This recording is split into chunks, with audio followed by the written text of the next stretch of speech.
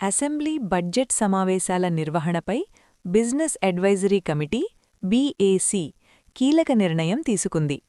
ఈ సమావేశాలను మార్చి 7వ తేదీ వరకు మొత్తం 17 రోజులపాటు నిర్వహించాలని నిర్ణయించారు. ఈ నెల 14న ప్రభుత్వం రాష్ట్ర బడ్జెట్ను అసెంబ్లీలో ప్రవేశపెట్టనుంది. బడ్జెట్ సమర్పణ అనంతరం 17 మరియు 18 తేదీల్లో బడ్జెట్పై సమగ్ర చర్చ జరగనుంది.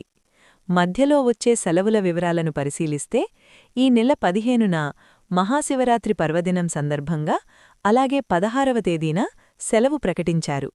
వీటితో పాటు మార్చి 1, 2, 3 తేదీల్లో కూడా సభకు సెలవు ఉంటుంది. ఒకవేళ చర్చించాల్సిన అంశాలు ఎక్కువగా ఉండి సమయం సరిపోకపోతే సమావేశాలను మరికొన్ని రోజులు పొడిగించే అవకాశం కూడా ఉందని కమిటీ స్పష్టం చేసింది. ప్రజల సమస్యలు, రాష్ట్ర అభివృద్ధి లక్ష్యంగా ఈ సమావేశాలు సాగనున్నాయి.